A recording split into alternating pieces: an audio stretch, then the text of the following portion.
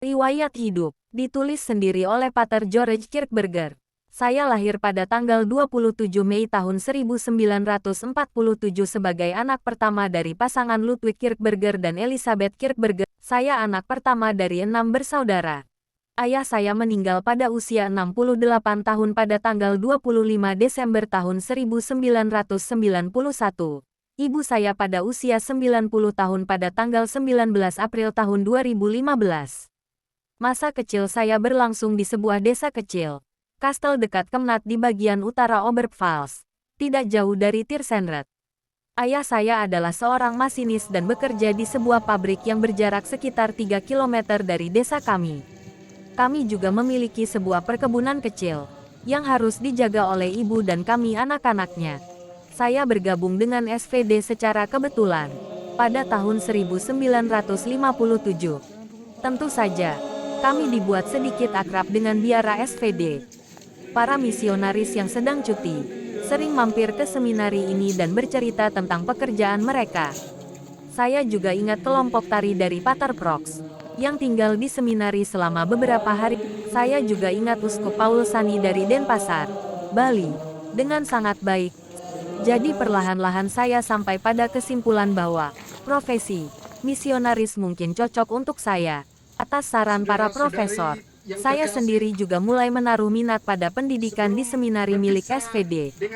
Segera setelah itu, Pater Karl Muller, yang saat itu menjabat sebagai wakil jenderal, datang ke SET.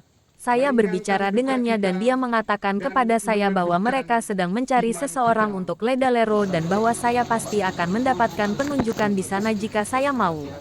Saya pikir saya akan mendapatkan eksegese, karena untuk dogmatik Pater Vlosvek masih cukup aktif.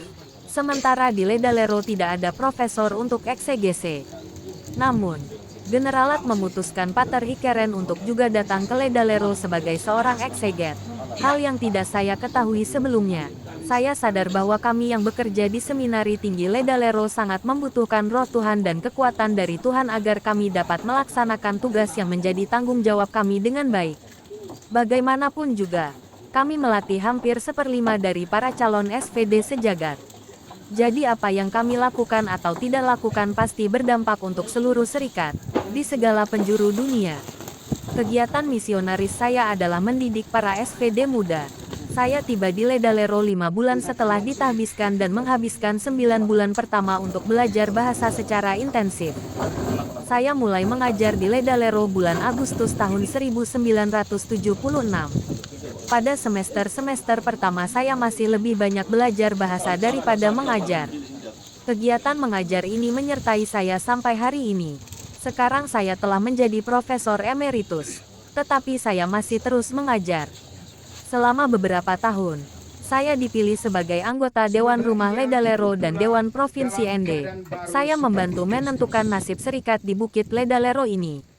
Tetapi fokus utama pekerjaan saya adalah mengajar teologi, dan lebih banyak waktu yang saya pakai untuk mengawasi skripsi dan tesis master. Pemahaman saya tentang misi, saya ingin menekankan bahwa misi adalah tugas gereja. Semua orang Kristen harus menjadi pewarta Injil di tempat masing-masing, terutama melalui kehidupan dan tanggung jawab sosial mereka. Saya melihat tugas kita sebagai misionaris profesional, terutama berhadapan dengan kenyataan bahwa dalam situasi gereja dunia yang majemuk saat ini, kita harus bisa menciptakan hubungan yang hidup dan konkret di antara gereja-gereja lokal dan dengan demikian memperkaya gereja lokal, tempat di mana kita berkarya, tapi juga gereja lokal di negara asal kita, sehingga pada gilirannya mereka dapat memenuhi tugas perutusan mereka dengan lebih baik. Pesan saya untuk generasi muda. Ya, saya termasuk dalam generasi yang sekarang harus turun dari panggung kehidupan. Berikan saya satu kesempatan ini untuk memberikan pesan kepada generasi muda. Saya pikir penting bagi mereka untuk mengembangkan rasa percaya diri yang sehat sehingga mereka dapat bertarung melawan kami yang sudah tua, dalam pertempuran yang mungkin pernah kami perjuangkan di masa muda, di mana mereka benar-benar mewakili dan memperjuangkan posisi mereka, yang lebih responsif terhadap tuntutan zaman. Hal ini memang sama sekali tidak sesuai dengan tipikal orang Indonesia, di mana mereka lebih diedukasi dan berorientasi untuk lebih baik menyesuaikan diri.